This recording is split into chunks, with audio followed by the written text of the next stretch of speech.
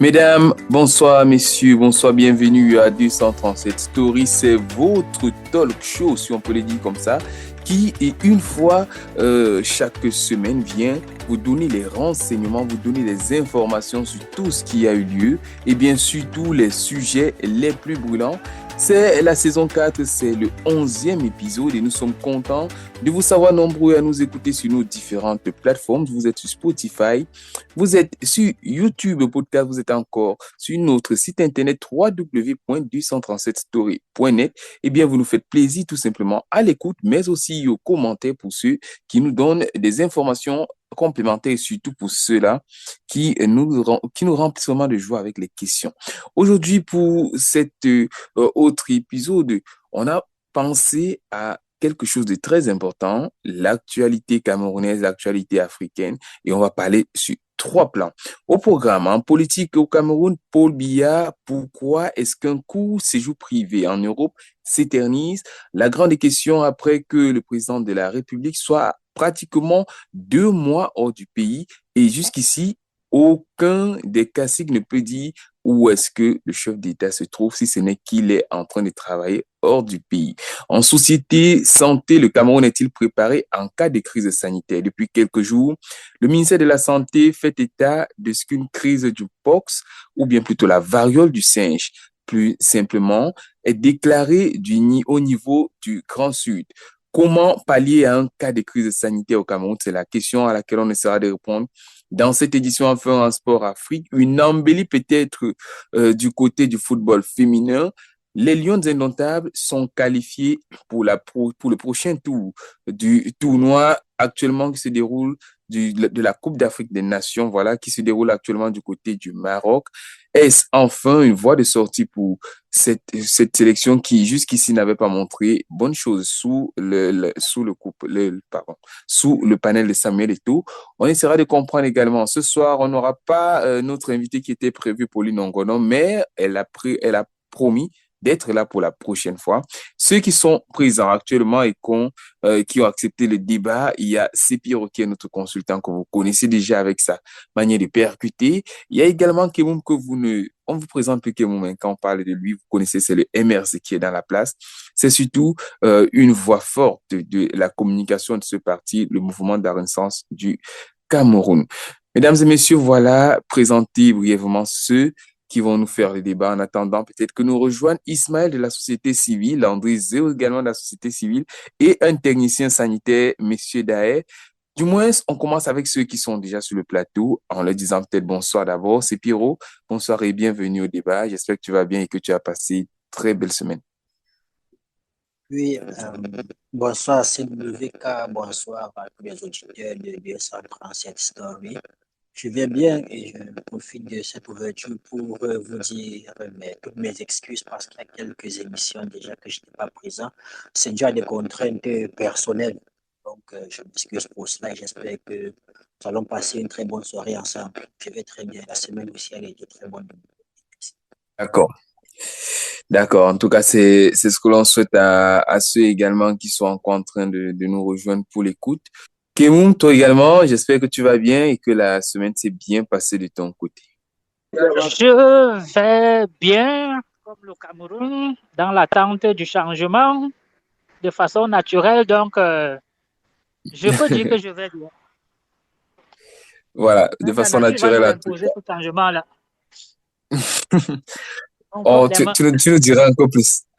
Tu nous diras ce que ça veut dire, la nature va nous imposer ce changement en tout cas.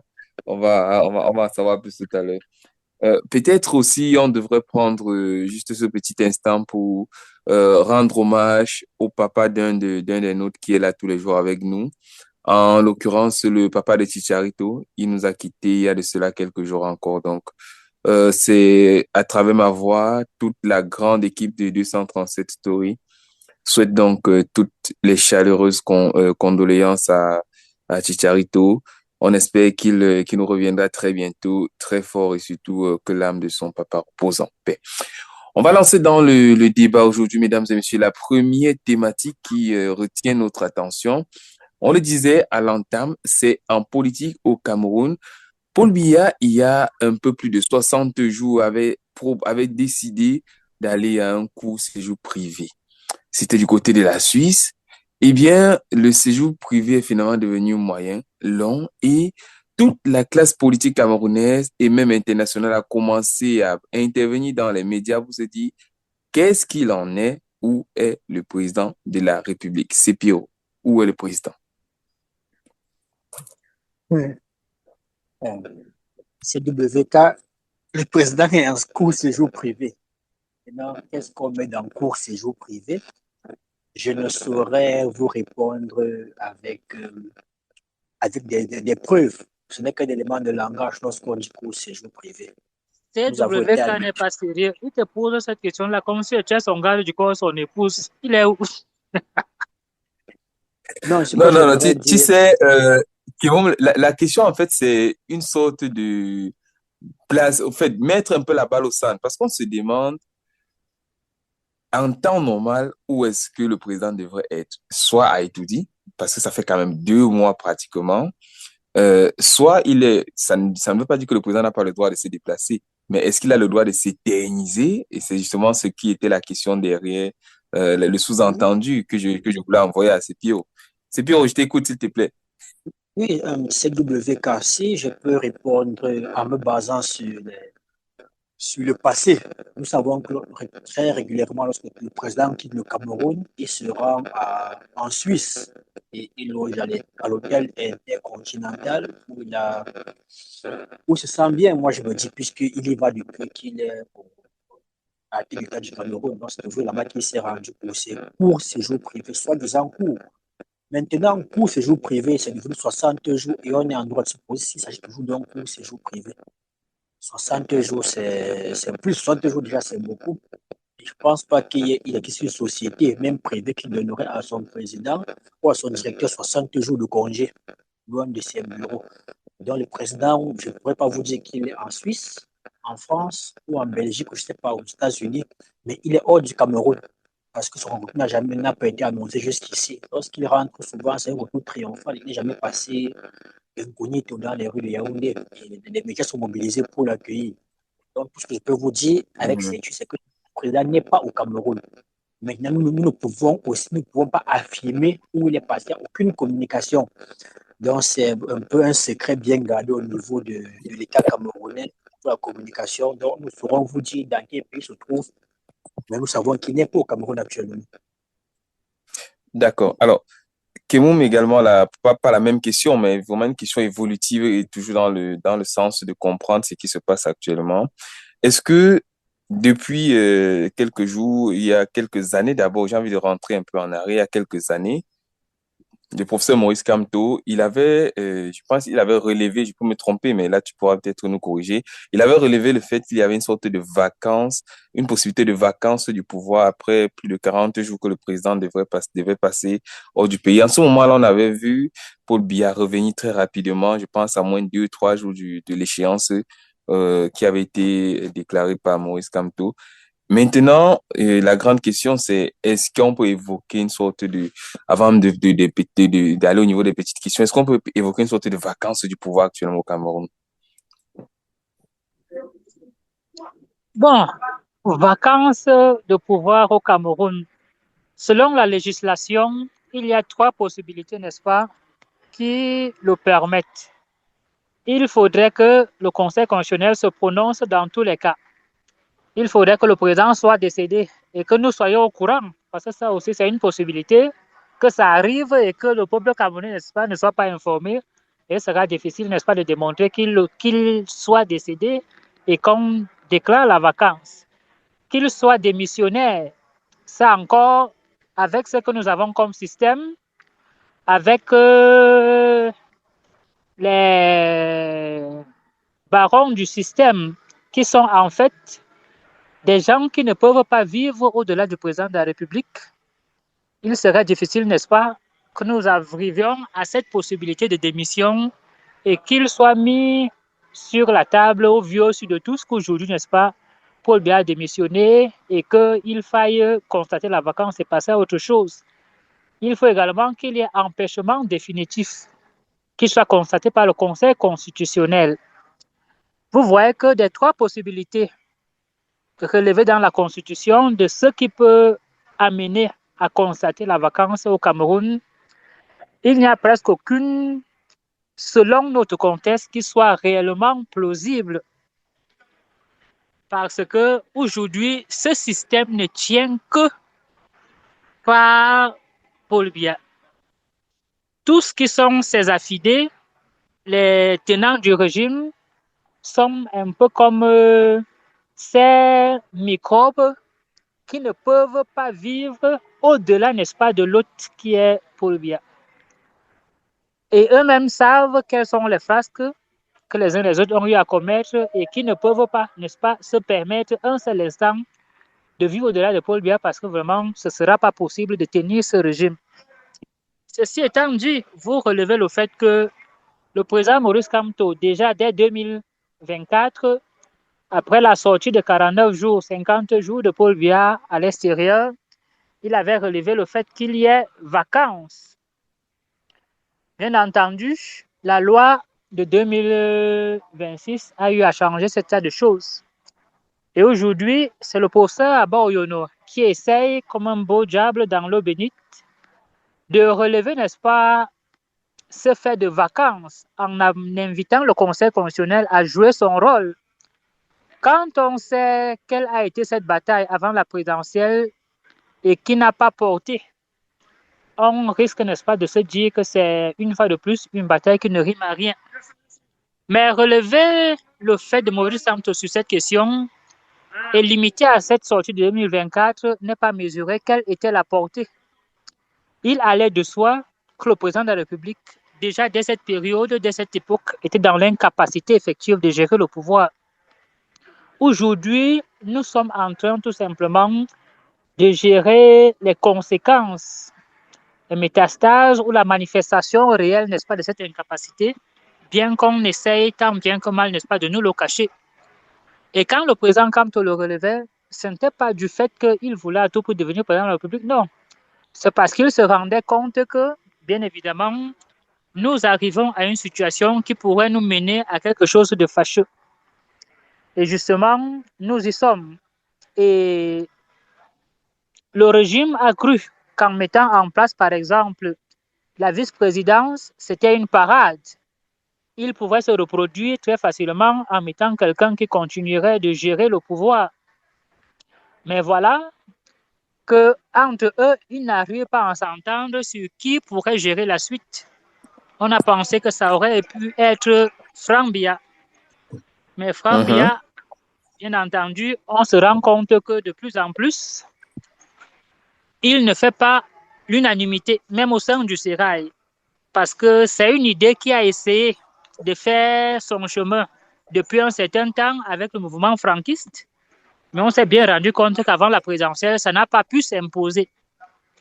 Et aujourd'hui, Mais s'il fait est-ce que ça veut dire que quelque part, sans te couper, hein, je te relance, est-ce que ça veut dire que quelque part, le président n'a plus vraiment la main pour maîtriser ses ouailles? Quelque part, est-ce que lui aussi, il serait tenu plutôt par des groupuscules et qu'il ne puisse pas vraiment frapper du poing sur la table? Vous savez, quand vous posez cette question, j'ai l'impression que vous êtes un extraterrestre. Paul Biya a 93 ans aujourd'hui. Voyez-vous, voilà quelqu'un qui a passé toute sa vie dans la haute administration. L'âge a eu raison de lui, qu'on le veuille ou pas. Il n'a plus ni la force nécessaire, ni la volonté de pouvoir, n'est-ce pas, continuer de gérer le Cameroun. Et je crois que sachant ceux qui sont autour de lui ont voulu imposer cette façon de faire et n'ayant plus la force de leur dire non, il l'a laissé faire. Il n'a plus la force de taper la main sur la table, il n'a plus la force de présider à la destinée du Cameroun. C'est un fait qui devrait s'imposer à nous et qui saute à l'œil. Le dire n'est pas en vouloir à Paul Biya qui a donné ce qu'il pouvait au Cameroun, non. C'est un fait naturel. Il n'a plus ni la force, ni la volonté nécessaire, ni les capacités de pouvoir gérer le Cameroun. Et ce n'est pas aujourd'hui. Quand vous avez vu ces derniers temps, si nous avions été un pays sérieux, ce qui s'est passé aux États-Unis, où vous vous retrouvez avec un président de la République qui ne sait pas ce qu'il fait là, où il demande que est-ce qu'il y a des personnes importantes dans la salle, où nous avons vu un 20 mai, notre président de la République en train de tourner sur place pour saluer ceux qui étaient là. Il fallait qu'il lève les mains. Il fallait que son épouse lève ses mains pour saluer ceux qui étaient là. Pensez-vous sincèrement que dans un pays sérieux, quelqu'un qui avait encore une capacité, une volonté de gérer aurait ces attitudes? Bien sûr que non. Donc, quand on attend qu'un tel monsieur frappe encore la main sur la table, c'est nous voiler à nous-mêmes les yeux. C'est ne pas vouloir voir ce qui est. C'est-à-dire, c'est vivre dans le déni, tout simplement. Et j'ai l'impression que les Camerounais, pour la plupart, sont dans le déni. Et le déni du fait qu'ils soient soit tribalistes parce qu'ils ne voulaient pas que quelqu'un d'autre ait à prendre. Parce qu'aujourd'hui, ce qu'on met sur la table, tout sauf Maurice Kamto, parce qu'on sait que c'est lui seul qui a cette capacité de gérer le Cameroun actuel. Si ce n'est pas le déni de ça, c'est que c'est pour ceux qui sont aujourd'hui au pouvoir, qui ont leur prébande, leurs intérêts et qui ont volé, qui veulent se protéger. Et Paul Biya reste, n'est-ce pas, leur seul parapluie. En dehors de ça, nous autres qui avons une vision froide, qui nous rendons compte que le Cameroun ne peut plus faire avec lui, avons les yeux ouverts et nous disons que non. Il faudrait que nous sachions qu'il faut passer à autre chose. Et l'autre dit, ça n'a rien à voir avec une haine ou autre chose. C'est une réalité qui devrait s'imposer à nous tous. En tout cas, Donc, c'est clair. Oui, oui, je comprends. En tout cas, c'est clairement un sujet, j'ai envie de dire une nébuleuse sur laquelle nous sommes tombés ce soir quand on évoque le fait qu'il y ait une potentielle vacance ou pas.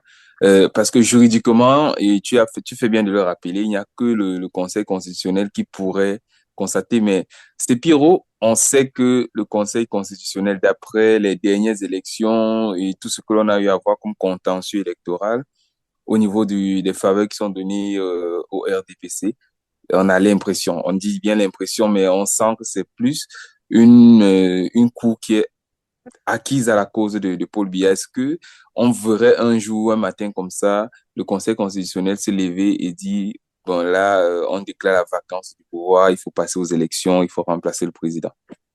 Ok, je disais, il serait très difficile de penser que le Conseil constitutionnel peut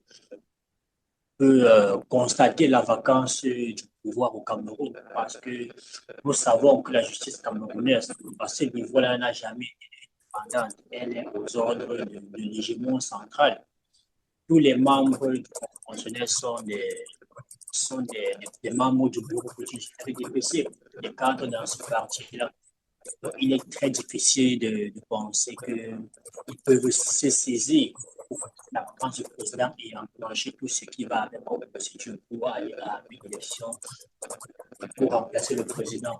J'en prends encore pour exemple le président, le président qui applaudissait après l'élection pour être réélu. On connaît qu'il faut d'aller sur ce plan-là.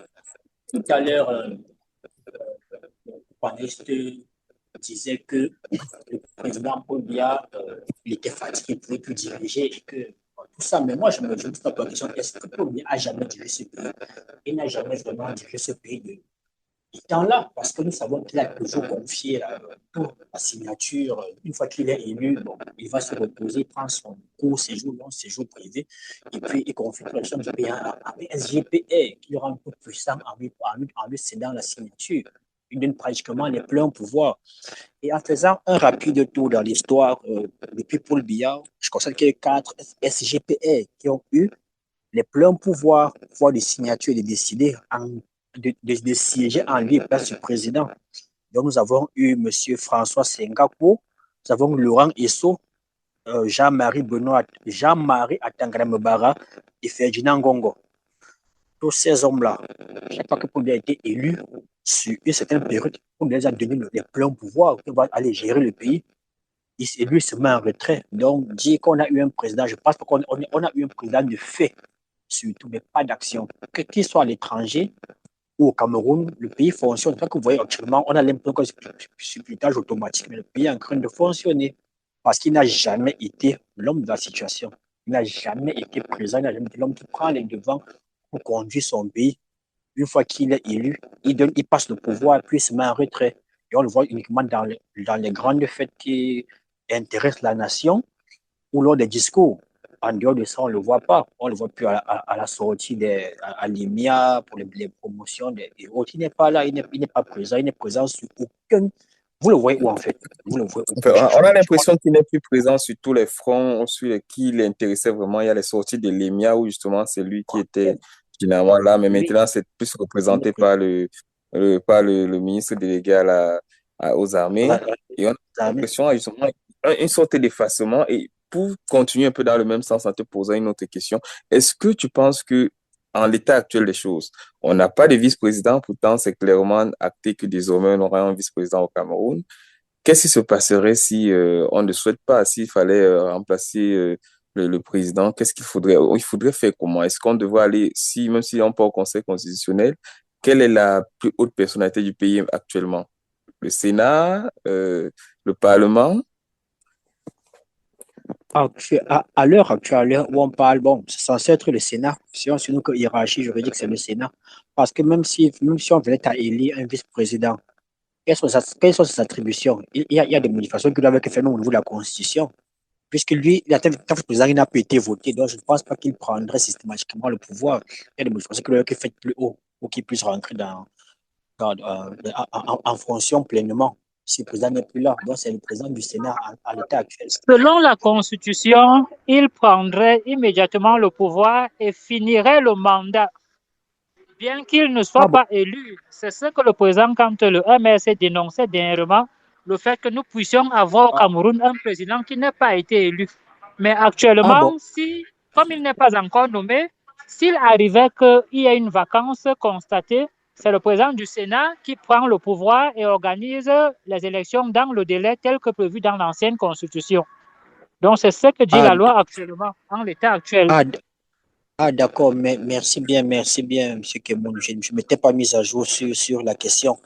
Donc, à l'état actuel, vu qu'on n'a pas de vice-président, c'est le président du Sénat qui prendra le pouvoir et a l'obligation, la charge de nous conduire aux prochaines élections qui verraient naître un prochain président. Donc, c'est là où on en est. Voilà. Il n'y a pas. Bon, en tout cas, merci à Kimon pour sa présence d'esprit et pour. Je me doutais bien qu'il fallait y penser parce que si on n'a pas encore de vice-président, peut-être on rentrerait encore au niveau de notre ancienne constitution. Alors, une question aussi pour Kimon encore pour continuer. 60 plus de 60 jours aux frais du contribuable camerounais.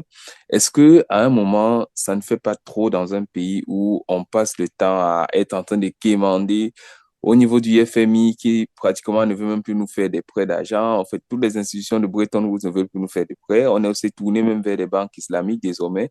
Mais est-ce que on ne leur vend pas une mauvaise image en leur disant on n'a pas cet argent que l'on prend ne va pas forcément être dirigé vers les développements que l'on prétend, mais peut-être vers une sorte de dépenses imprévues, des dépenses qui ne sont pas normalement qui ne devraient pas rentrer dans l'ordre d'un prêt bancaire à ces auteurs-là.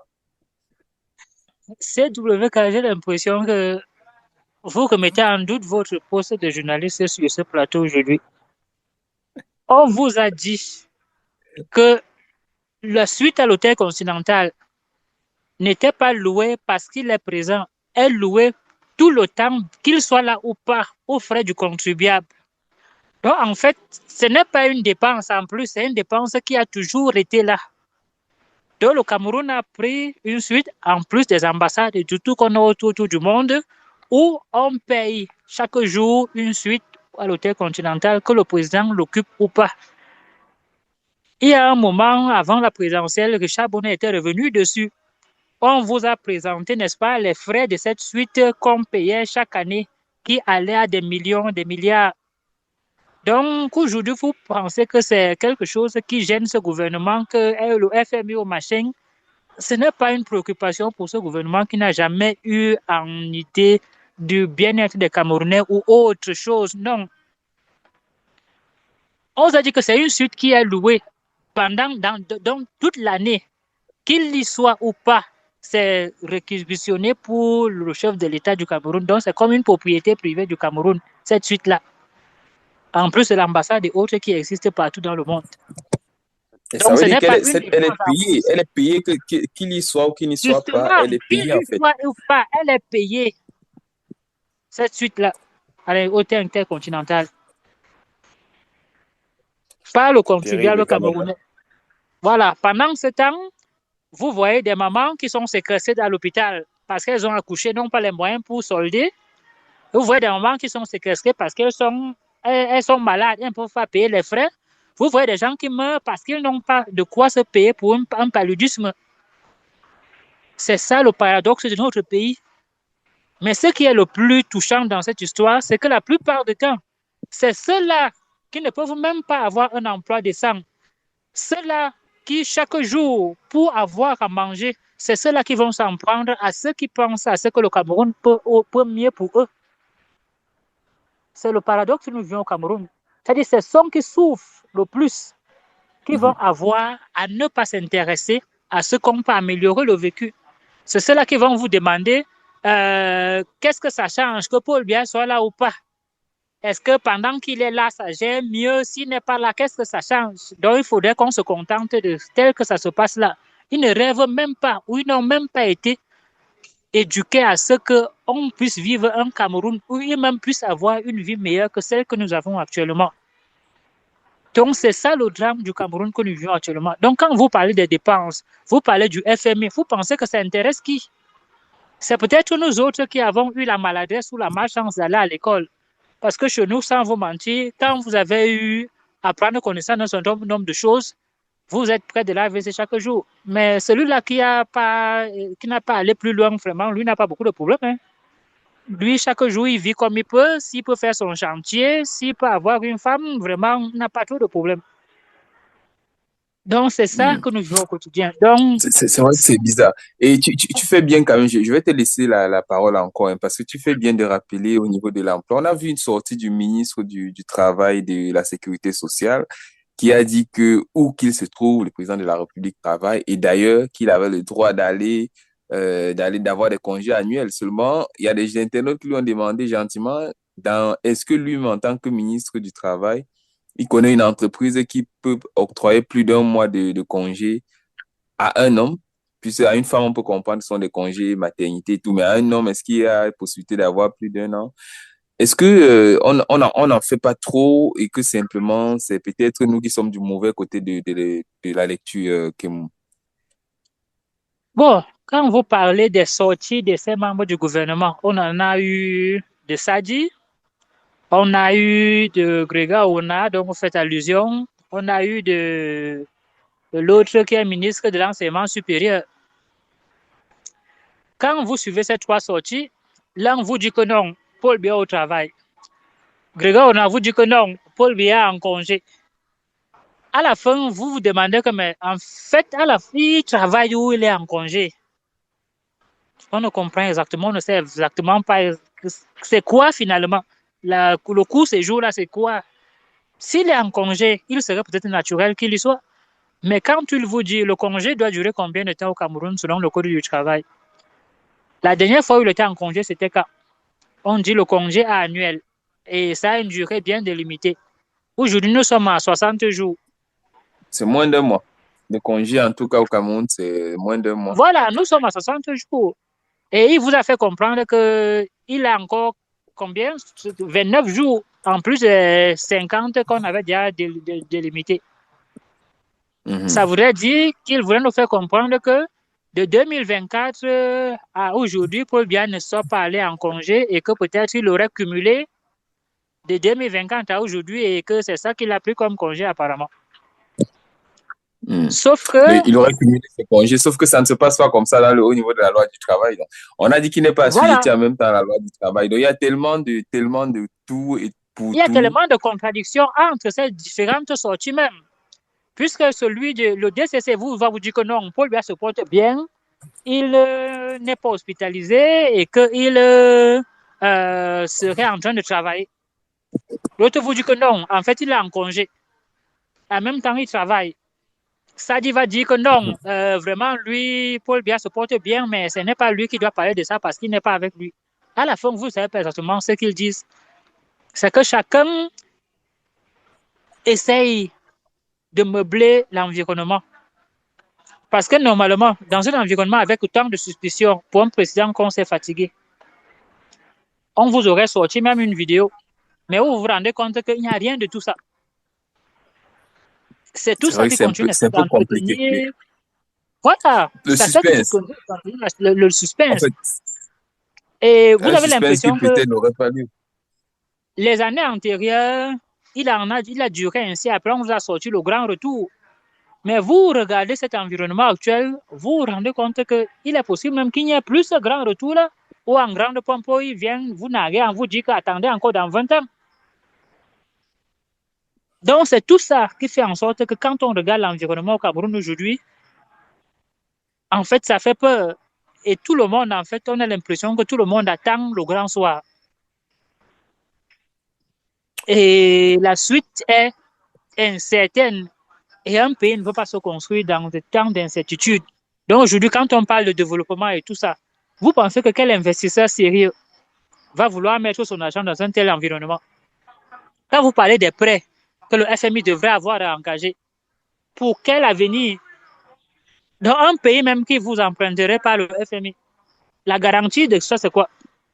On ne sait pas. Donc aujourd'hui, là, nous sommes un peu condamnés à vivre la routine où on attend jusqu'à ce que ça va arriver. Donc il n'y a rien à espérer, que ce soit des prêts ou autres. Aujourd'hui, on vous parle de la diaspora qui devrait mobiliser 2 milliards, machin. La diaspora qui, on sait, ne croit plus en ce régime, quoi qu'on dise. 2000 milliards, s'il te plaît, pas 2 milliards. 2000 milliards. Voilà. Et en plus, ils ont l'outrecuidance de vous dire dans 10 ans qu'il faut mobiliser ces 2 000 milliards. Donc, on doit vivre encore ce système pendant 10 ans. Vous voyez jusqu'où ils sont prêts à aller. Donc, il faudrait que les uns et les autres se réveillent. Il faudrait que nous prenions notre pays à main, c'est tout. Voilà qui est dit. On va pas dire que la grand-messe n'est pas encore dite, hein, mais on va dire simplement que le débat, il est ouvert et que je sens que le sujet, on n'est pas encore au bout de nos peines et qu'on reviendra forcément dessus après un peu plus de 40 minutes à discuter dessus. Alors, J'ai c'est Pierrot, l'impression que peut-être pour clôturer. vous évitez le vrai sujet. C'est la Quel presse que serait vous avez lequel? du mal à intérioriser. Nous ne sommes plus d'avance. Il est déjà le passé. Maintenant, qu'est-ce qu'on fait? Bien Bon, évidemment. là, en tout cas, la situation actuelle, ça interpelle et ça donne envie de se faire des projections que l'on n'a pas eu à faire par le passé. Et cette Non, envie de je vous penser que, inviterai à un la Cameroun. prospective. La Mhm. prospective, on n'est plus dans machin. Non. Comment on peut sortir de ça sans trop de casse? C'est la grande question du côté du MSC. En tout cas, là, on en est su et c'est peut-être ce que certains Camerounais devraient se poser aussi comme question. Peut-être la mienne, en tout cas, que je pose à Sepiro pour que l'on clôture sur le sujet. Sepiro, on a l'impression que les Camerounais aussi, ils se sont inquiétés. On se dit, bon, est-ce que notre grand-père reviendra, si on veut appeler comme les Camerounais le font trivialement? Est-ce que le président reviendra de sitôt? Mais la grande question autour, c'était, est-ce que son état de santé, parce que ça semblait être le grand tabou jusqu'ici, est-ce que ça ne se serait pas fragilisé entre-temps et tout. Mais prenant la température du côté du palais du palais de l'Unité, on a cette impression en regardant que ce soit des images de la première dame du Cameroun en train de se balader dans les rues en Europe avec les toutes joyeuses, que ce soit les images de la fille du président de la République en train de se pavaner sur les réseaux sociaux avec ses autres frères, Junior et les autres enfants de la première dame, eh bien, on a cette impression que tout va pour le mieux et que peut-être c'est nous qui nous inquiétons, nous les Camerounais, et que chez eux, ben, tout roule. Je dis, à 93 ans, ça peut tomber tous les jours. À 93 ans, Oui, oui. je ne pense pas qu'il est encore de beaucoup avoir espoir. Surtout que ce sont des personnes fragiles. Troisième âge, vous êtes trop fragile. On essaie de vous, on vous couvre comme un bébé. Vous n'êtes plus le plus jeune que vous étiez, prêt à bondir, à réagir et tout. Donc, il y a lieu. Et moi, je ne pense pas que les Camerounais sont inquiets pour la situation du président réellement. Ils sont inquiets pour l'après. Qu'est-ce qui se passerait si on venait nous annoncer aujourd'hui que OK, le président n'est plus? Ou bien le président a dit OK, bon, ça risque pas d'arriver, mais qu'il a peut-être abdiqué, qu'il a dit OK, bon, moi je me pose des armes, j'ai fait mon temps. Donc c'est là où nous sommes inquiets. Maintenant, il faut parler de la famille. Ils ont tout procédé par la diversion. Est-ce que vous avez jamais vu les enfants de Paul Biya ou sa femme être un peu dans la diplomatie, un peu très carré, un peu dans les canons de la diplomatie, représenter le pays dignement comme ailleurs. Non, je ne pense pas. Et depuis pratiquement 10 ans, il ne prie pas toute obscénité sur les réseaux sociaux. Je parle de cet enfant, bien sûr, entre sa fille qui nous vend des pratiques qui ne sont pas très bon, acceptées dans notre société pour le moment, qui sont tabous chez nous, qui nous vendent au quotidien, qui fait des lives et publie tout et n'importe quoi, chose qu'on n'aimerait pas voir, qu'on n'aurait jamais souhaité voir, c'est la première famille de notre pays.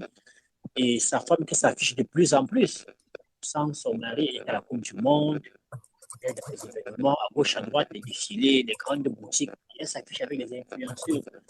Donc, je pense que la famille doit toujours procéder par cette diversion-là pour retirer les problèmes. Une chose est sûre, c'est qu'à 93 ans, on peut pas dire avec sécurité que vous êtes en santé.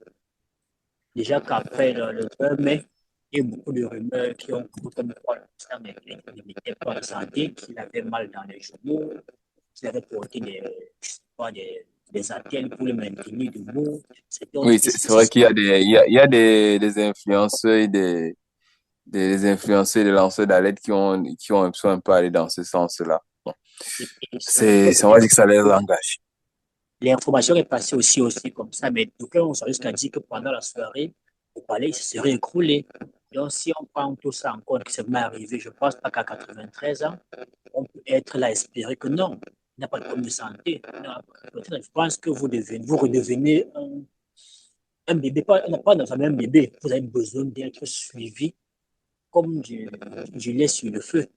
Donc, je pense que le président n'est pas en santé et aujourd'hui, quand ils sont un peu inquiets pour son état de santé, je ne vous mens pas. Cameroun est plus qu'il gouverne, puisqu'il ne gouverne pas depuis.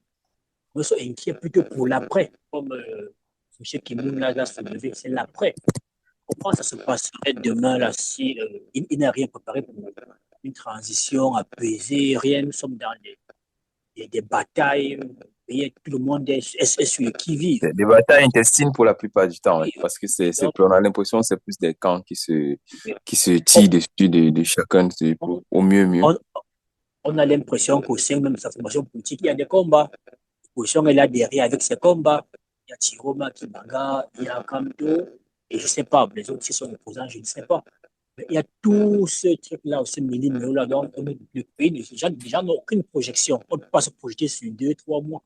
On ne sait pas qu'est-ce qui va arriver. Ça devient très compliqué d'évoluer dans cet environnement. Donc, c'est très difficile Voilà. de dire réellement ce qu'est le Cameroun, son président, et ouais, c'est très difficile. D'accord. Voilà qui est dit, mesdames et messieurs, pour cette première thématique. Et bien sûr, on reviendra dessus. C'est un sujet qui nous interpelle puisqu'il parle de politique, mais on reviendra surtout parce que ce qui est certain, le président reviendra. Maintenant, on ne sait pas si il reviendra en plein état de toutes ses facultés, en pleine santé ou pas, parce que c'est aussi la question que se pose vraiment le public camerounais. Est-ce que notre président reviendra très vite en forme? Le séjour privé, est-ce qu'il sera toujours aussi long qu'il ne l'est actuellement? Réponse dans quelques semaines, sans doute au niveau de 237 Story. Mesdames et messieurs, vous nous écoutez, vous faites bien, vous êtes sur www.237story.net, vous nous écoutez sur Spotify, sur Deezer, sur Amazon encore, ou tout récemment sur YouTube Podcast. On vous dit merci pour vos différentes questions que vous laissez chaque semaine. Aujourd'hui, on va parler en deuxième thématique de santé, parce que oui, vous le savez, 237 Story, on parle d'un peu de tous les sujets qui touchent le Cameroun et qui touchent l'Afrique et pourquoi pas les pays, les autres pays, pardon. Alors, en société, aujourd'hui, on va parler du Cameroun. Est-ce qu'il est préparé en cas de crise sanitaire majeure? Je le disais à l'entame de l'émission, il y a une épidémie de pox qui a été déclarée dans la zone des Bolova. Le Grand Sud, donc, et ce qui crée un peu la grande panique, c'est que actuellement, du côté des Bolova il y a les Jeux universitaires qui ont lieu et c'est un événement qui rassemble quand même assez de monde. On compte un peu plus de 100 000 personnes qui sont généralement sur place. Et avec autant de monde et une épidémie qui est clairement déclarée par le ministère de la Santé, on a en droit de se demander, est-ce que nous pourrons gérer un cas de variole de singe qui, si jamais il y avait une effusion et que c'était un peu de partout.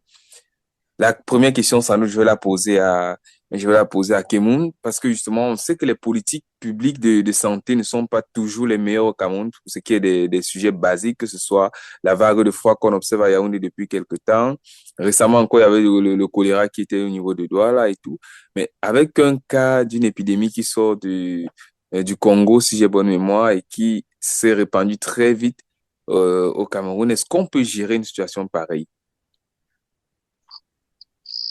Est-ce qu'on peut gérer une situation pareille? Sans vous mentir, aujourd'hui, je ne suis pas sûr que le Cameroun soit en capacité de gérer quelque situation que ce soit. Nous avons vécu, par exemple, c'est la COVID, le Covid dernièrement.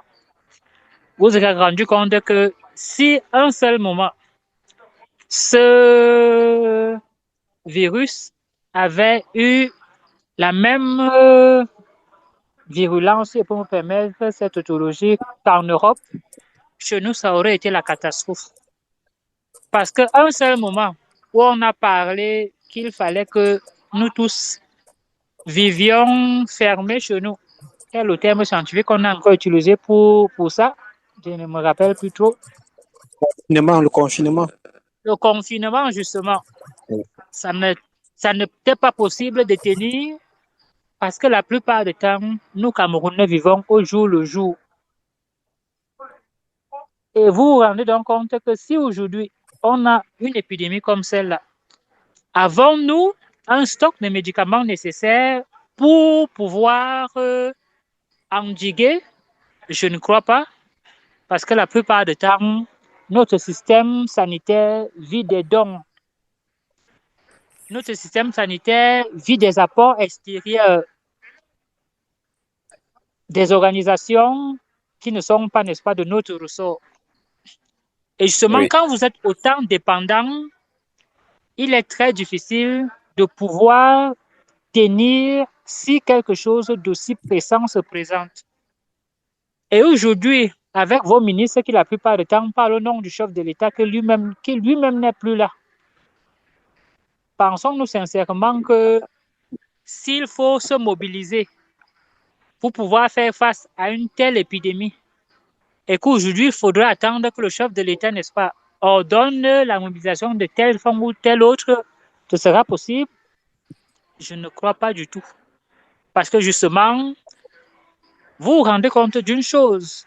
Au Cameroun, quand on doit engager un projet, ce qui préoccupe nos dirigeants, ce n'est pas l'intérêt du projet en question. Quelle est, n'est-ce pas, la plus-value que cela va apporter aux Camerounais? Mais ce qui intéresse ces gens, c'est les rétrocommissions. Combien est-ce que je vais avoir à engranger dans le projet que nous allons, n'est-ce pas, devoir mettre en place? Justement, c'est ce qui va préoccuper et sont ces batailles, n'est-ce pas, pour ces rétrocommissions qui vont, n'est-ce pas, avoir à attirer l'attention des uns et des autres. Et dans ce contexte-là, vous comprenez que nous autres, n'est-ce pas, serons mis en minorité. Et si on peut mourir en milliers, ce n'est pas très grave. On va trouver où vous parquer très rapidement et ce sera fini. On dira que ce sera la volonté de Dieu si vous êtes mort, parce que c'est le parangon aujourd'hui. Quand il y a un problème qui se passe, on met les religions devant très rapidement pour qu'on fasse comprendre que non. Si c'est arrivé, c'est parce que c'est Dieu qui a voulu qu'il en soit ainsi. Ceci étant dit, est-ce que nous sommes prêts? Nous n'avons pas des pharmacies.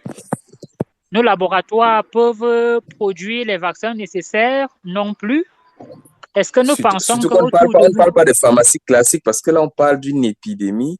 Ce n'est pas comme si on parlait d'un palu et que les gens ont plus une vague de palu qui est passagère. Là, on parle d'une épidémie qui est due surtout à la contamination à la viande de brousse, notamment à la viande de singe, et qui vraiment se développe très vite. J'ai même eu des rumeurs qui diraient qu'il y a déjà des cas dans la ville de Douala, mais bon, on a très vite fait d'endiguer ça. Mais dans la ville de Bolova, clairement, c'est même une alerte qui a été donnée parce qu'il y a un communiqué du ministère de la Santé qui est clairement lancé pour dire aux gens de faire très attention, mais que les équipes du ministère peuvent suivre. Mais on connaît au Cameroun, quand on dit peuvent suivre, c'est surtout ce doute-là que l'on a toujours sur nos autorités. Est-ce qu'elles pourront tenir véritablement alors? Le problème ne se situe pas à ce niveau. Vous voyez un peu. Donc, quand on parle ici du diagnostic même, vous avez été au fait de ce que la dernière fois, quand on a parlé, par exemple, du Covid, votre ministre de la Recherche scientifique vous a dit que ça viendrait des chauves-souris, Voilà, par exemple. ça viendrait des machins, on ne comprend pas trop également réellement à quoi ça rime tout ça. Voilà, aujourd'hui, passons vous dire que c'est le singe. Est-ce que vous êtes sûr que c'est réellement le cas? Donc, il y a autant de choses qui font en sorte que quand on vous donne un diagnostic, une origine d'une épidémie au Cameroun, il faut réfléchir par deux fois. On a des doutes. Voilà. Donc, au-delà des doutes, c'est une épidémie. J'ai également été au fait parce que j'ai une copine qui est dans le secteur de la santé et qui aujourd'hui est du côté des boulevards, qui régulièrement, n'est-ce pas, communique dessus. Et je suis au courant aussi de ce fait qu'il y a une épidémie qui se prépare au Cameroun. Donc, là où le bas blesse, ce n'est pas que nous soyons au fait qu'il y a une épidémie qui se prépare, mais quelles sont les mesures qui sont prises jusqu'à présent, même pour endiguer physiquement l'épidémie? Est-ce qu'entre-temps, entre Ebola et les autres parties du Cameroun, on essaie, n'est-ce pas, de filtrer pour que, n'est-ce pas, il n'y ait pas une contamination à l'échelle nationale? Pas du tout. Tout continue à se passer comme si de rien n'était. Au-delà de ce communiqué, qu'est-ce qui est fait de façon concrète? Parce qu'on a une alerte à l'épidémie et que les autorités, n'est-ce pas, que vous avez en place, prennent des dispositions pour protéger la vie des Camerounais. Je ne crois pas qu'il y ait grand-chose qui soit fait dans ce sens. Quand vous regardez nos médias, que ce soit la télé ou la radio, est-ce que vous avez l'impression qu'il y a une emphase qui est mise sur la question? Pas du tout. Est-ce réellement une épidémie ou c'est juste un effet de rumeur? C'est autant de questions qu'il faut se poser, ne serait-ce que sur la prise au sérieux même de l'information que nous sommes en train de traiter. Parce que voyez-vous, nous sommes dans un pays, vous avez des autorités sanitaires, et au-delà de ces autorités, on vous dit qu'il y a une épidémie qui se prépare. Quelles sont les dispositions comprises? La première chose, c'est filtrer entre le lieu où l'épidémie a été annoncée et le reste de la population jusqu'à ce qu'on soit sûr que le fait qui est énoncé, n'est-ce pas, est réel ou pas.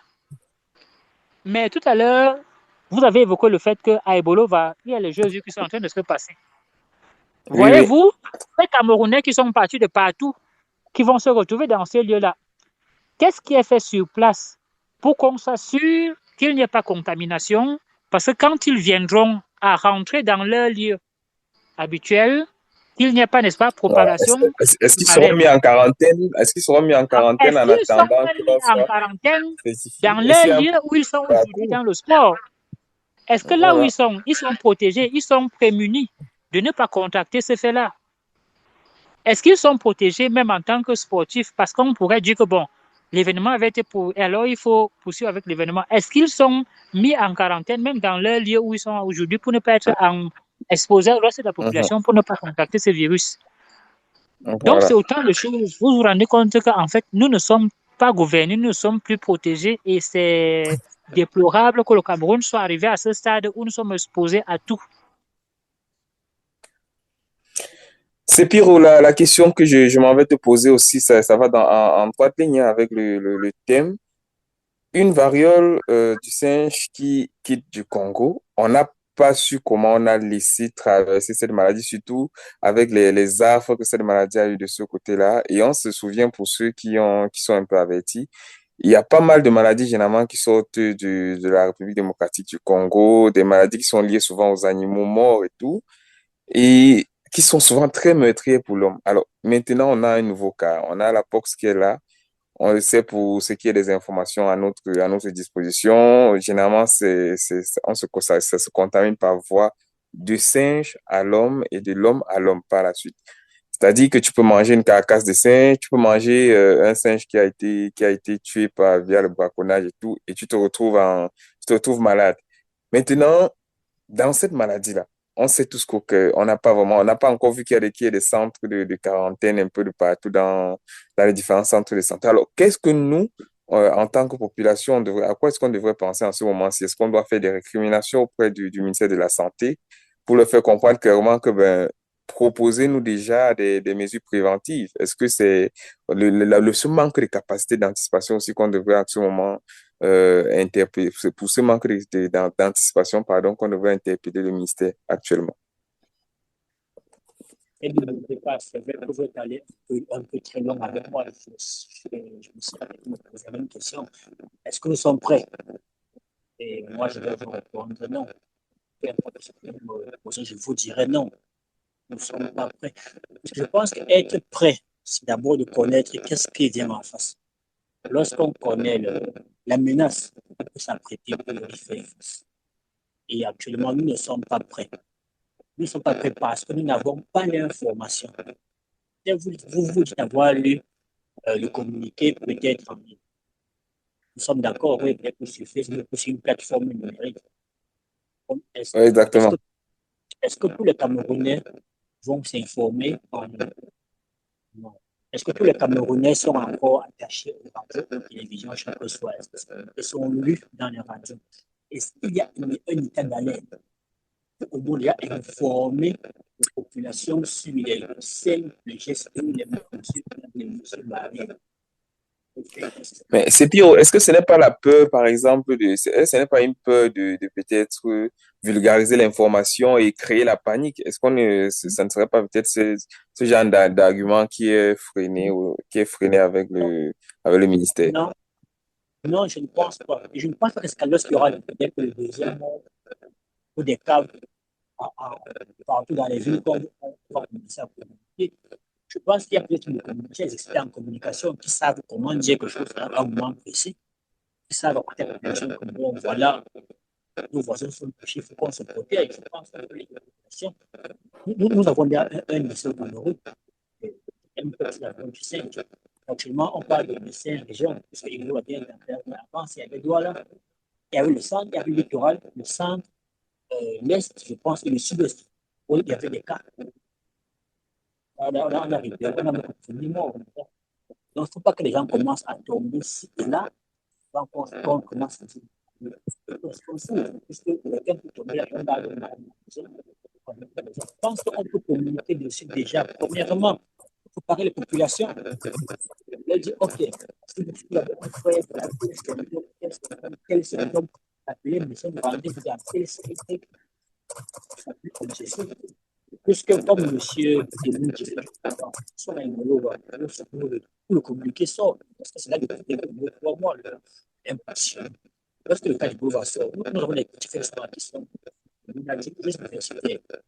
Il faudrait éliminer ce qui vient de l'angle, qui vient de si vous parlez de la chaîne, vous parlez de rentrer vous-même. Si vous êtes très pressé, vous rentrez. Parce que c'est à Yaoundé, il n'attend pas le il entre le même jour. Et si transport ces deux sports, c'est une histoire d'artiste, comme M. Karim disait. Est-ce qu'actuellement, c'est qu'on a l'expérience de Covid-19? Est-ce qu'à l'heure actuelle, on a les tests suffisants pour pouvoir tester la pandémie? Est-ce qu'on peut répondre à une phase, une phase, une Alors, c'est pur sans te couper, hein. C'est vrai que ton micro n'est pas très bon, mais juste pour te relancer, justement, j'ai évoqué le fait que la maladie quitte de la République démocratique du Congo pour arriver au Cameroun parce que généralement, quand on sait qu'il y a des cas pareils au niveau du ministère de la Santé, on a tendance on peut demander clairement une fermeture de la frontière. Il y a quelques années en arrière, par rapport à la crise sanitaire qui était liée à la grippe aviaire H5N1, voilà. On a clairement fermé les frontières avec le Nigeria, on a fermé les frontières sur plusieurs pans avec certains pays voisins qui avaient de fortes crises de grippe aviaire chez eux. Surtout qu'on ne connaissait pas si les variantes de la grippe aviaire en ce moment-là pouvaient atteindre l'homme. On a clairement fermé nos frontières, mais maintenant, avec une maladie qui est claire et avec laquelle on a assez d'informations, on a cette impression que nos différents pays deviennent comme des sortes de laboratoires. On laisse entrer la maladie et après on va laisser venir les vaccins des origines des laboratoires douteux pour injecter les Camerounais et peut-être après on va être surpris que les populations soient réticentes. Est-ce que quelque part ce n'est pas aussi une sorte de complicité finalement de ceux qui veulent se faire les poches parce que je crois que c'est Kemoun qui disait qu'il y a des gens qui veulent avoir des rétrocommissions et tout. Peut-être il y en a qui veulent espérer des rétrocommissions dans d'éventuelles, s'il y a des éventuelles crises sanitaires. Est-ce que ce n'est pas ça le mal du Cameroun finalement? Bien évidemment, c'est une hypothèse qu'il ne faut pas, il ne faut pas botter en touche. Il ne faut pas botter en touche. On a déjà eu ça avec lorsque nous faisions face au VIH-Sida. Je pense que jusqu'aujourd'hui, il y a ce documentaire là, qui traite de ça, des prostituées qui avaient été infectés à Douala et qui suivaient un traitement expérimental. Et certaines personnes touchaient de l'argent pour faire des vaccins, des injections, des antirétroviraux, ces femmes-là. Et pour exemple, on parlait de 200 ou 400 prostituées, 400 femmes. Désolé pour le terme prostituée, mais 400 femmes qui avaient été Voilà. infectées et qui. Donc, faut pas, on n'a pas botté ça en touche. Mais comme je dis, nous ne sommes pas en train de prendre les mesures. Si demain on venait à nous annoncer que le virus est là parmi nous, je ne pense pas que nous réagirons la meilleure des façons. Déjà parce que nous n'avons pas les financements. Un cas comme celui-là, si vous n'avez pas de financement, vous ne pouvez pas réagir. Vous ne pouvez pas. Donc, tant qu'il n'y a pas d'argent comme actuellement, il n'y a pas d'argent pour réagir face à une telle contamination si elle venait à s'étendre à une grande échelle. Et c'est vraiment dommage. Quand vous parlez des frontières, est-ce qu'il y a un réel contrôle aux frontières? Est-ce qu'il y a un service réellement sanitaire au niveau des frontières du Cameroun où on est capable de tester les gens qui entrent, qui sortent du pays, ou en fait qui entrent surtout? Est-ce qu'il y en a? Est-ce qu'il y a un véritable service phytosanitaire pour tester les produits qui entrent? Les viandes de boucané qui s'échangent entre les frontières. Est-ce il y a tout ça? Non, on n'en a pas. On n'a pas de population. Je pense que le corps médical il est un peu asphyxié. Parce que je pense que s'il y avait les moyens et qu'il y avait assez d'argent pour faire les tests, on aurait pu affecter peut-être des médecins, des épidémiologues et autres aux frontières avec le Congo pour faire le job. Mais déjà qu'il n'y a pas d'argent, comment est-ce qu'on procède? Maintenant, comme je dis encore, l'hypothèse de Kemoun, elle n'est pas à botter en touche. Il faut aussi savoir si ceux qui doivent gérer cette affaire-là n'ont pas croisé les bras pour attendre que la maladie vienne et fasse son lit, puis commence à passer des commandes, s'enrichir, ou bien servir de relais ces grandes sociétés qui fournissent les médicaments pour faire des tests et toucher des commissions derrière. Donc, il ne faut pas négliger un seul point de tout ce qui nous arrive là. Ce qui nous arrive en tout cas, mesdames et messieurs, c'est que on vous demande à vous qui est dans vos différentes maisons d'être très très prudent. Si vous avez un proche qui a voyagé récemment du côté du Grand Sud, principalement la ville d'Ebolova, et qui arrive dans le centre et qui aurait dévoré, qui aurait mangé entre-temps de la viande de pousse. Faites très attention à vous. Il y a des symptômes assez clairs, hein. Il y a des débuts de fièvre, des éruptions cutanées. Dès les premiers symptômes, allez directement dans un centre de santé pour être pris en charge et surtout, mettez-vous en quarantaine. Voilà ce qu'on pourrait dire à ce sujet-là, mesdames et messieurs. On espère. Si tu me fais pas, pardon, si tu me permets, je peux très vite D'accord. énumérer les symptômes. Parle dans le micro, s'il te plaît. C'est Je très dis, intéressant si pour nous. vous permettez, je peux te énumérer les symptômes là rapidement. Là, il y a d'abord, D'accord, on t'écoute. il y a la fièvre, du sein, ça inquiété. Il y a les maux de tête, les douleurs musculaires et surtout dorsales. La fatigue est importante, le mal de gorge, les ganglions qui sont des aisselles, du cou, de l'aine. La phase 2, comme ils disent, il y a les taches rouges qui sortent sur la peau ou des boutons. Donc, si vous avez tous ces trucs-là, c'est un fait qui a voyagé, qui arrive chez vous, il y a tous ces différents symptômes-là, je pense qu'il serait préférable de voir des centres de santé pour en savoir plus. C'est de vous qui fait vous-même. Donc, prenez soin de vous. D'accord. En tout cas, on invite tous ceux qui sont nos auditeurs à se rendre sur www.minsanté.cm, c'est le site officiel du ministère de la Santé publique. Vous aurez le temps de parcourir, de voir toutes les informations relatives cette nouvelle épidémie face à laquelle le Cameroun est en train de bagarrer, on va dire comme ça. Alors, on va passer à une autre thématique pour conclure avec notre édition de ce jour. Je vous l'ai dit également à l'entame de cette émission, on parle du sport et enfin, une sorte d'embellie du côté du football féminin camerounais. Les Lions indomptables sont qualifiés pour le prochain tour de la Coupe d'Afrique des Nations féminines qui se déroule actuellement du côté de Rabat, c'est au Maroc. Eh bien, après les Lions indomptables qui, en Côte d'Ivoire, n'ont pas toujours fait belle figure, qui n'ont pas été présents à plusieurs compétitions, on se dit peut-être qu'on devrait se tourner vers le football féminin, mais peut-être une question que Kemoum ne va pas, ne va pas trop, il va pas trop apprécier, mais Kemoum, est-ce que on construit un pays avec le football? Est-ce que la petite du choix que nous donnent les Lions indomptables en ce moment, est-ce qu'elle peut développer notre pays? Heureusement que vous avez encore cette capacité d'avoir une joie à travers le football. Profitez-en. Nous autres, vraiment, ça nous laisse à transit. Est-ce que le football peut nous développer? Bien évidemment, c'est impossible, ça n'arrivera pas. Parce que quand vous voyez ne serait-ce que le niveau de vie de nos footballeuses, je ne crois pas qu'il y a une plus-value conséquente. Parce que quand vous voyez l'après-football de toutes ces dernières, la plupart du temps, c'est une reconversion vers d'autres petits métiers parce qu'après ça, elle va devoir se construire soit un salon de coiffure qu'elle devra gérer, un salon de beauté et je ne sais plus trop quoi. Donc, c'est autant de choses. Est-ce que le football peut nous développer? Est-ce qu'enfin, on peut se réjouir d'avoir quelque chose? Parce que nous sommes qualifiés pour un second tour d'une Coupe d'Afrique.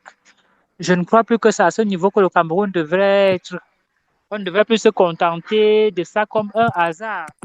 Parce que le nom que le Cameroun a eu en Afrique dans ce domaine devrait être assez élogieux pour que quand on parle du Cameroun, n'est-ce pas, que les autres nations nous regardent avec beaucoup de respect et avec révérence, je dirais tout simplement. Mais le drame que nous avons au Cameroun, c'est que nous n'avons pas su, à l'échelle humaine, reproduire des valeurs que nous avons reçues de la nature. Parce que la plupart du temps, quand nous avons, n'est-ce pas, des génies qui se révèlent, nous contentons de leur passage et une fois qu'ils sont passés, nous ne retenons rien, n'est-ce pas, de ce qu'ils ont eu à donner à notre pays.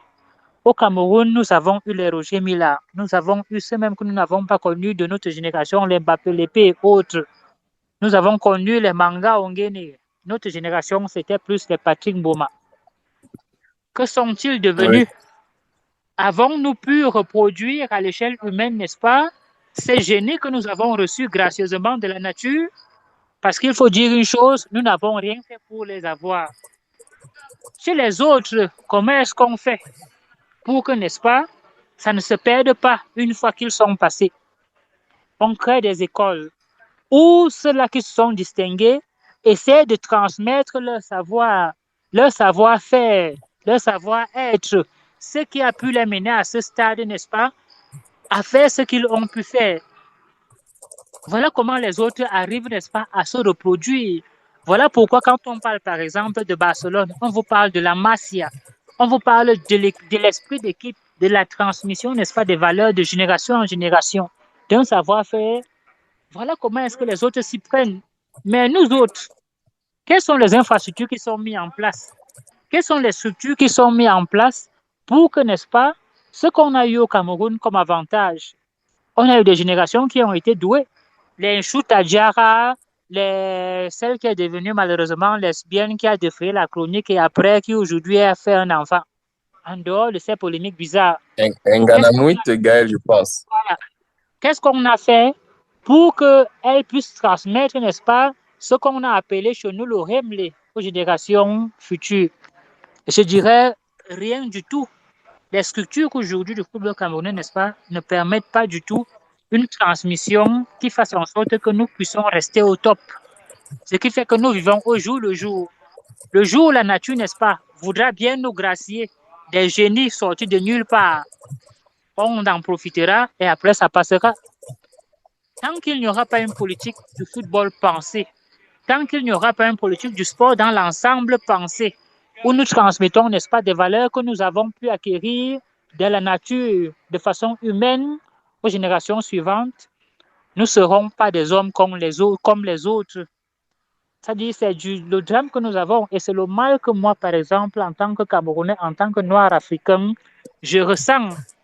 C'est-à-dire, quand on dit que les autres sont humains et on voit, par exemple, vous m'excuserez de faire, n'est-ce pas, cette entorse, quand Sarkozy disait que le noir n'est pas encore entré dans l'histoire. Nous autres qui avons eu, je ne dirais pas la maladresse de faire histoire, c'est quoi entrer dans l'histoire? Justement, faire l'histoire, c'est ne pas se contenter de reproduire ce que la nature, n'est-ce pas, nous a imposé. C'est aller au-delà, impacter son environnement ou imposer à son environnement un vécu. Les Noirs africains, généralement, se contentent de vivre avec la nature telle qu'elle est et ne peuvent pas concevoir ou changer la nature selon qu'il soit propice à leur vécu. Voilà pourquoi les pygmées, par exemple, sont restés de nature et n'ont pas fait grand-chose. Et nous autres qui sommes censés être un peu évolués, continuons d'être beaucoup plus des sociétés de Évoluer entre consommation. guillemets. Voilà. Nous sommes plus des sociétés de consommation. Et avons même du mal à voir que quelqu'un d'entre nous, n'est-ce pas, puisse produire du savoir, puisse produire quelque chose au-delà de ce qui est. Et justement, comment pouvons-nous nous considérer comme des hommes au même titre que des autres? J'ai l'impression que nous, les Noirs, nous en sommes encore très loin. Et il faudrait que, quand les autres en parlent, comme ça avait été le cas de Sarkozy, par exemple, que nous nous posions les vraies questions. Est-ce que dans ce qu'il révèle, il n'y a pas un fond de vérité? Ce n'est pas l'émotion, comme Senghor le disait, qui doit nous animer à chaque fois, n'est-ce pas, que quelqu'un nous met en face du miroir et que nous voyons que nous sommes effectivement noirs avec un nez épaté qui doit nous émouvoir. Mais est-ce que ce qu'il dit, il n'y a pas un certain fond de vérité? Comment les autres ont pu, n'est-ce pas, construire la bombe atomique? On peut construire les lampes incandescentes. On peut transformer l'énergie électrique en énergie que nous utilisons au quotidien. Pendant que ce temps, n'est-ce pas, nous continuons, n'est-ce pas, tout simplement de consommer et nous ne nous rendons pas compte que nous devons aller au-delà. Et aujourd'hui, si nous ne nous mettons pas en cause, nous allons droit au mur. Parce qu'aujourd'hui, quand vous voyez par exemple au Cameroun, presque tout ce que nous consommons est importé. Nous ne fabriquons plus presque rien. Et comment est-ce que vous pensez tutoyer les autres êtres humains au même titre que vous? Que ce soit les Chinois, que ce soit les Indiens, que ce soit les Arabes, que ce soit les Européens occidentaux que nous avons aujourd'hui. Nous restons sur le banc de l'histoire humaine. Donc, il est question que, comme avec le football, nous ayons à la tête de nos États, n'est-ce pas, des gens qui sont complètement décomplexés, qui ne se considèrent plus comme des sous-hommes quand ils se retrouvent avec les autres hommes. Parce que la vérité est la suivante. Quand vous avez des gens comme Samuel Eto'o, aujourd'hui, lui, ce qui l'intéresse, ce n'est pas qu'il pense au-delà de ce que les autres ont fait, non. C'est qu'il voudrait à tout prix qu'on voit qu'il est là. Qu'est-ce qu'il produit de concret? On ne sait vraiment pas. Donc, c'est tout ça qu'il faut revoir. Il faudrait qu'il y ait des gens avec une certaine mentalité. Et heureusement, nous avons de la chance. Parce qu'il va vous dire une chose, la raison pour laquelle moi, par exemple, j'ai suivi... Tu vas sortir par là, s'il te plaît. Pour sortir par là, justement, c'est que Maurice Kamto a pu complètement être un homme, bien que né sous la colonisation, a été complètement décomplexé. Et quand il parle du droit international et qu'il parle du fait que les Africains, n'est-ce pas, devraient être où le droit international se décide, c'est qu'il considère qu'aujourd'hui nous avons notre mot à dire. Nous ne devons plus être, n'est-ce pas, ceux-là qui sont en train de suivre la cadence imposée par les autres mondes. Donc voilà ce que je peux dire sur la question du football qui englobe le reste. C'est vrai que tu t'es vraiment étalé sur le sujet et ça a permis d'avoir un large éventail sur l'aspect politique de la gestion de notre football. On va aller avec Sepiro dans un aspect purement plus sportif. Il y a, depuis 1998, où il y a eu, je pense, la première fois où les Lions indomptables se sont rencontrés avec le Nigeria, parce que oui, on ne le cache plus, c'est le prochain adversaire des Lions indomptables, c'est le Nigeria, qui est véritablement notre bête noire au niveau des rencontres féminines. Un peu plus de 10 rencontres et une seule fois, le Cameroun a réussi à battre le Nigeria et généralement, ce sont des scores fleuves ou encore on arrive au tir au but. Est-ce que cette fois-ci, Sepiro, tu as l'impression, au regard de ce que les Lions ont proposé jusqu'ici, est-ce que tu as cette impression qu'on peut renverser la machine et battre les Nigérians? CWK, pardon, permettez-moi une digression, s'il vous plaît. Ce sera pour féliciter d'abord nos filles U18 qui jouent au basket Oui, oui, actuellement. Elles sont aussi en compétition du côté de la Côte d'Ivoire. Et aujourd'hui, exactement, c'était ce soir. aujourd'hui, elles ont battu le Nigeria. Donc, le Nigeria qu'on jouera dans quelques jours. Et aussi nos garçons Le qui ont gagné Nigeria le au premier foot, match le face. Nigeria au basket. Oui, le Nigeria au basket. Donc, nos U18, elles ont fait une très belle rencontre. C'est achevé aux prolongations. Donc, elles ont bougé déjà d'un point. C'était un vrai match test et elles ont répondu à la meilleure des façons. Donc, je les félicite d'ailleurs pour ça. On n'a pas éclipsé basketball parce que, bon, soi-disant, le foot est le sport roi.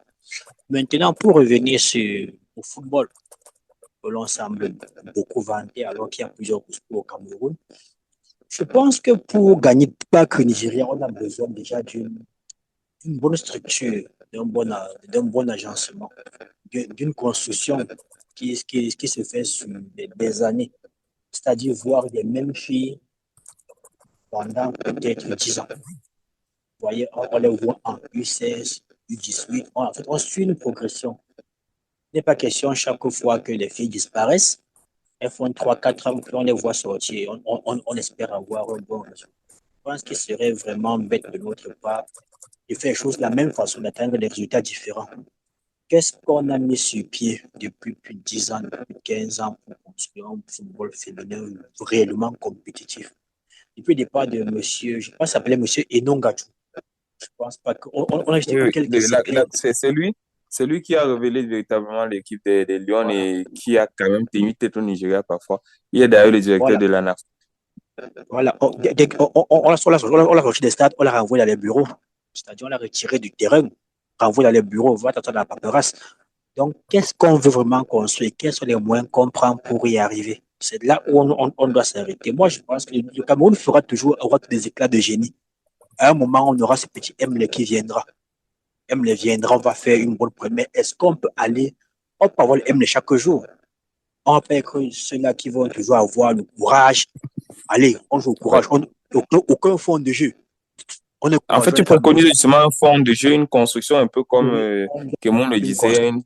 une unité à la masse, que l'on ait quelque chose de concret.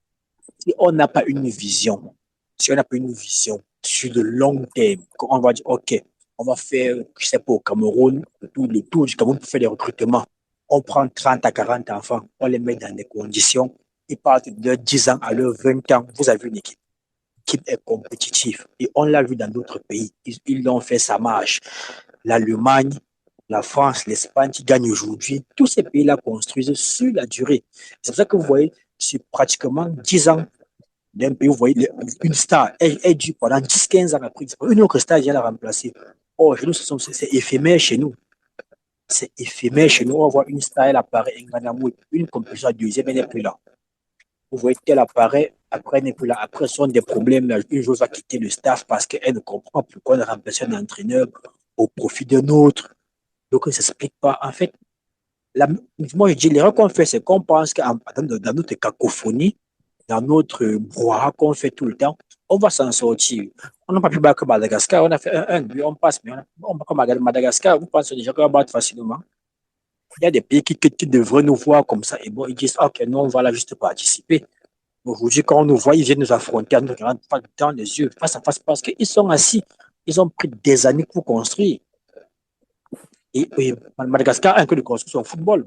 On les a vus déjà en Coupe du Monde. Leur fille nous tient tête. Demain, qu'est-ce que nous ferons? Et peut-être qu'ils vont nous battre, comme les homologues ont fait, comme les hommes ont fait de leur côté. Donc, je pense qu'on doit vraiment lui dire ça. Là, c'est pas bon pour nous. On doit vraiment s'asseoir. Je dis, si on veut gagner dans 5, 10 ans, on va commencer à construire aujourd'hui, accepter de perdre encore 2 compétitions pour pouvoir gagner la 3e. C'est pas chaque fois que nous, le Camerounais, on va dire, OK, nous, on quitte le Cameroun avec le Hemley. On n'a pas travaillé pendant 1 an, on prend les filles, on les réunit pendant 2 semaines et on dit qu'on va aller remporter une compétition. Ça ne marche pas. Ça peut marcher une fois, mais c'est une fois chaque Surtout qu'on a 10, fait un 15 ans. repêchage. Hein. C'est par voie de repêchage que le Cameroun arrive sur la scène. Donc, il Ce y a n'est pas autant de choses. après être qualifié. Donc, comprenons donc que ce n'est pas tous les jours qu'on aura un talent qui va se révéler. On peut faire une compétition, on sort vainqueur ou 3e ou 2e. Mais la deuxième, la suivante, c'est quoi? La suite après, c'est quoi? Toutes ces filles vont rentrer dans l'anonymat, comme je disais, ceux qui vont dans leur club, certaines vont disparaître, certaines vont profiter de ça pour aller pour s'exiler et autres. Et après, c'est fini. La prochaine compétition, vous verrez de nouvelles faces. Surtout qu'aujourd'hui, on est en train d'espacer les cannes à chaque 4 ans. Donc, vous les revoyez dans 4 ans, où est-ce qu'elles seront? Est-ce qu'on s'est projeté? Non, ce n'est pas projeté. Donc, tant qu'on n'aura pas une vision clairement définie, écrite, qu'on scoute les joueurs, on les suit, on suit leur progression, on les recadre, on les met dans des conditions optimales pour pouvoir performer, nous n'y arriverons pas. Nous n'y arriverons pas. On aura une génération spontanée après, plus rien. Ça sera de la chance, pas une construction. C'est la chance, en tout cas, on espère que nos Lions auront assez de chance pour pouvoir battre le Nigeria et surtout qu'elles auront assez de fonds de jeu parce que le Nigeria aussi ne propose pas grand-chose ces temps-ci. Alors, mesdames et messieurs, j'ai envie de dire merci d'abord pour vos différentes interventions, mes amis, parce qu'on on va mettre la clé, pardon, sous le paillasson. C'était tout pour cette saison 4, 11e épisode de 237 Story, votre podcast. Je dis merci à toi, Sepiro, pour ta disponibilité d'abord et surtout pour ta présence. Et merci, c'est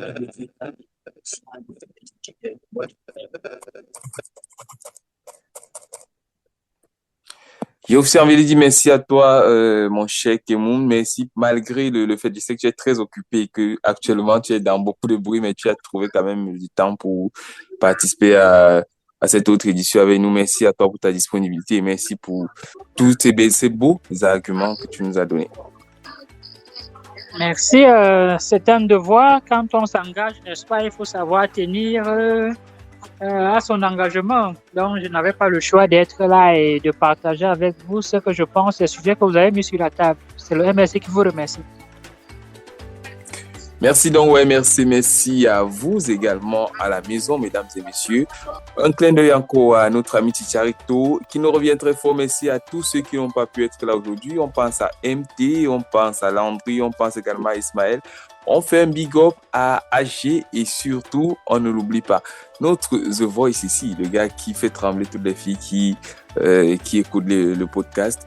Je pense comme ça au seul gars qui va revenir très bientôt me dit, mais William, tu n'as pas pensé à moi. Allez, bonne soirée mesdames et messieurs, portez-vous bien et à très bientôt. Bye bye.